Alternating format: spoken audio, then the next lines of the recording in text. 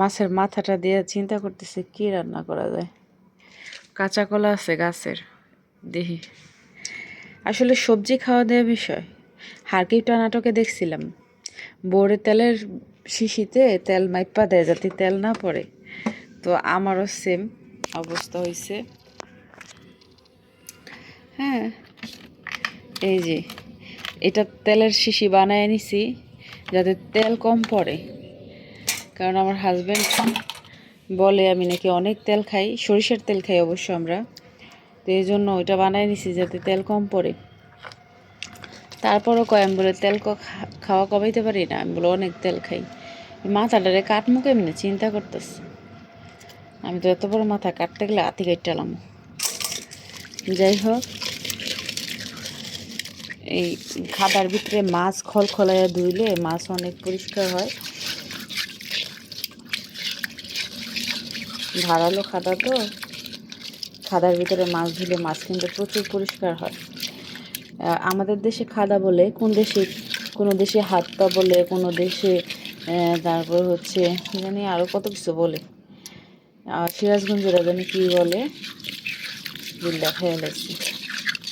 কুরবানি গেছে, এগুলো খাওয়া হয় না মাছ। তো রুই মাছ বের করছি যে ভালো করে ঘষা লবণ দিয়া, তারপর হচ্ছে হলুদ মরিচ মশলা মাখাইয়া দেখি রুই মাছ ভুনা করবো। ওই যে গাছের ধনিয়া পাতা তুলে নিয়ে আসছি, গাছের ধনিয়া পাতা দিয়ে রুই মাছ সুন্দর করে ঝোল করবো।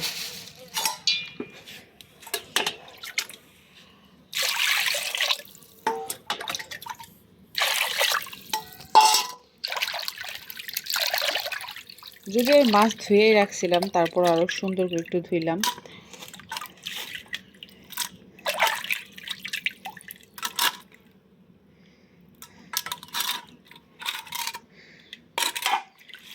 আবার এখানে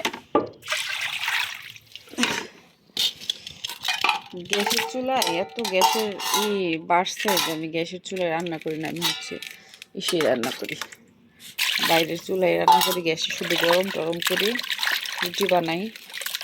তো আজকে সকালে আবার রুটি বানাই নাই, অনেকগুলো পান্তা ভাত আছে, গরুর মাংস আছে। তো ভাবলাম গরুর মাংস দিয়ে পান্তা ভাত ভালোই তো লাগে, এই জন্য আজকে কিছু করিনি। রাইস কুকারে করে ভাত রান্না করুন, খালি এখন তরকারিটা রান্না করুন। শাশুড়ি বাসায় নেই।